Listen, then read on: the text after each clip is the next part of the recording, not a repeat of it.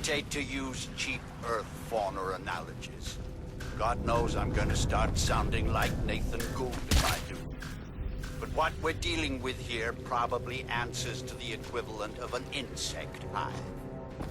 The level of alien infestation in these tunnels is likely to be high. Find Reeves and his men. I lost contact when they entered the subway system. Watch yourself. I want you out of there in one piece.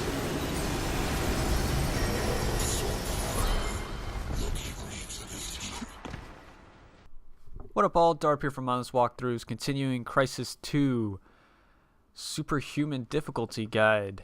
This is chapter, who knows, I don't know what number I'm on anymore. This is a Dark Heart though, I do know that. Biggest thing I want to point out here is these tunnels are filled with water. And as I mentioned way back at the beginning of this guide, which I guess wasn't really too far ago, but it is for some of y'all. Walking through water makes a lot of sound, which attracts the aliens. More so the aliens than the people. People don't really seem to give a damn.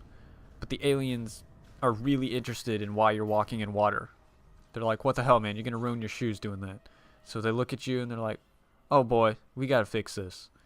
You don't want that to happen because they fix with guns. Guns aren't nice.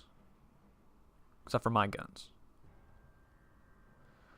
So just trying to avoid the water as best you can and stick to this left side, and I like this part. Holy shit. Yeah, there's apparently a guy hiding there.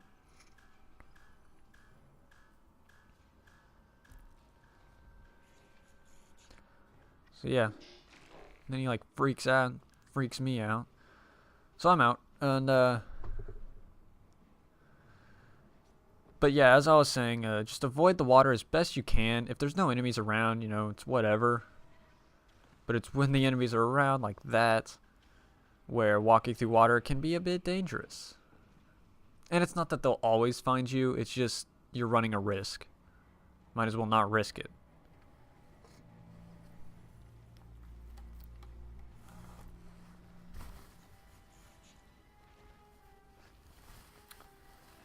And so really that's about it for the tunnels. You're going to go through a big long little kind of cutscene-ish area. And then we'll be out in the open and we'll have a very important section to discuss. But we'll get to that later.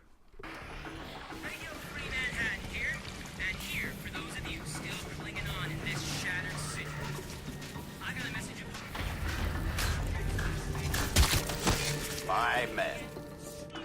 Well, that explains why their comms went down. I had hoped. Well, never mind. Casualties of war, I suppose. We all make sacrifices. See if you can find their scanning gear. Might give us a little advance warning of what we're heading into here.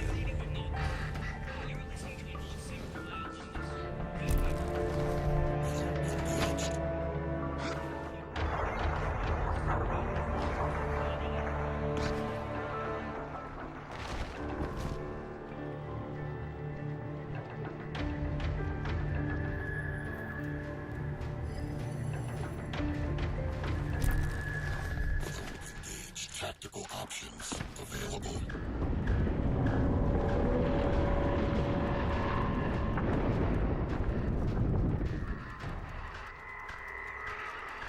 Mitchell Reeves. Aside from Tara Strickland, he was the best I had. From the look of the feed I'm getting from you, the spore loop is running near dormant levels. Destroy the spore conduit. Access the spore silo.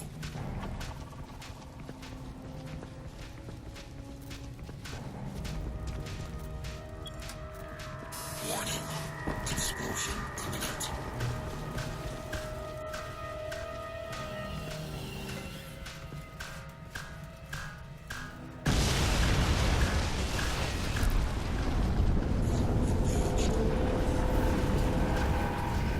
Excellent. Now, we need to get you inside the central structure. Looking at the schematics Reeves and his team managed to transmit, I'd suggest you try to blast loose one of the spoke seals and use the resulting rupture to effect entry. Look for any weakness in the structure. Tactical options available.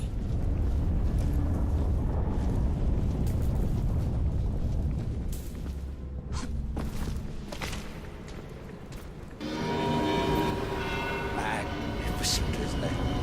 Like some vast coral ecology. Can we even doubt that these creatures evolved in an ocean? Sabotage the spore conduit.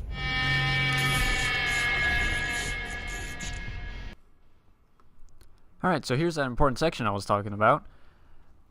Basically how this works is there's 3 giant pillar thingies that you gotta break. And each one of them is surrounded by a bunch of dudes and at least one of the large tank-like guys. Not the big massive guys, but the bigger than normal size dudes.